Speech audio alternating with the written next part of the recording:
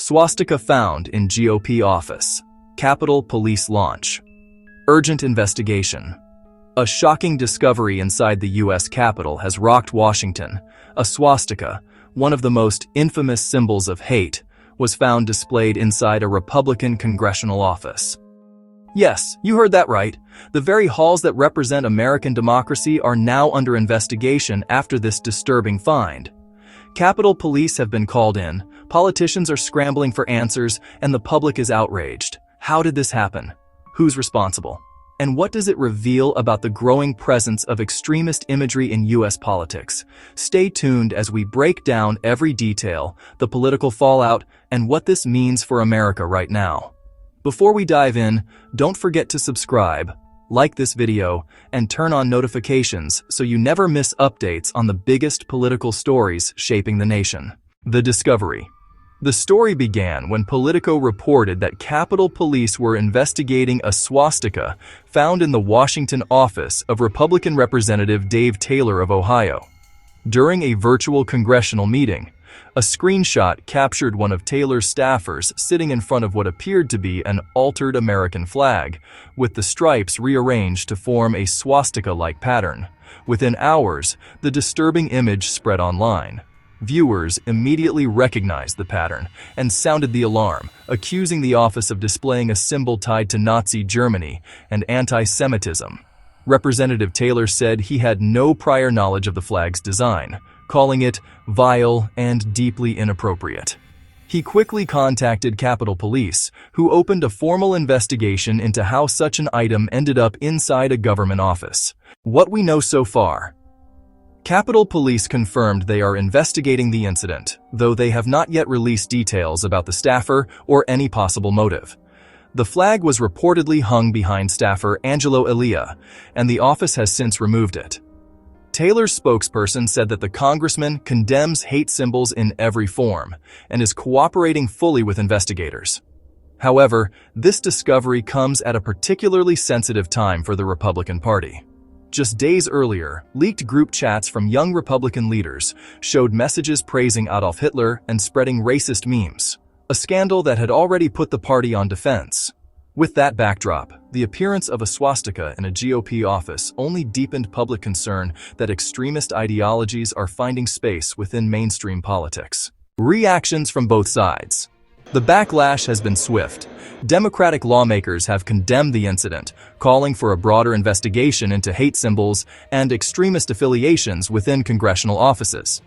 California Governor Gavin Newsom even called for a congressional inquiry into the recent string of far-right controversies, saying, "We cannot allow symbols of hate to fester in the heart of our democracy." Meanwhile, some conservative voices attempted to downplay the incident, calling it a misunderstanding or an act of vandalism by outsiders. But others within the GOP are alarmed. Several Republican representatives have publicly demanded accountability, emphasizing that such imagery has no place in American politics. Vice President J.D. Vance, however, dismissed the online outrage as overblown, saying that not every image should be taken at face value, a comment that has drawn heavy criticism from both parties. As the debate continues, the investigation presses forward, and the nation is watching closely. Why this matters? The swastika is not just an old symbol. It represents one of the darkest chapters in human history. It's the emblem of Nazi ideology, responsible for the murder of millions of Jews and minorities during the Holocaust. Seeing it inside the Capitol, the center of American freedom, is not just unsettling. It's chilling. The issue goes beyond one flag or one office. It speaks to a broader rise in hate imagery and extremist rhetoric across political spaces.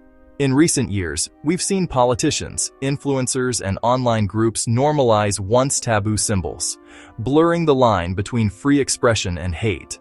Experts warn that when such imagery infiltrates government offices, it risks normalizing intolerance and eroding the values that hold democracy together. This moment isn't just about identifying who hung that flag.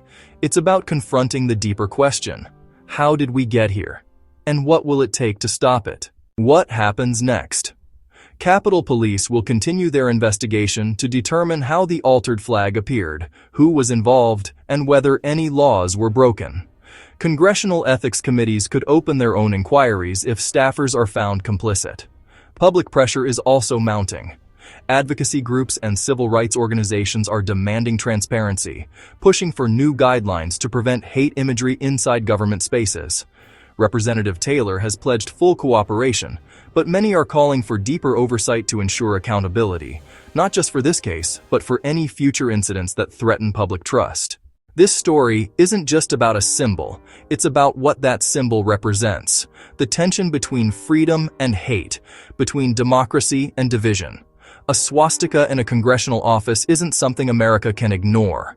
It's a wake-up call to pay attention, to demand answers, and to defend the values this nation was built on.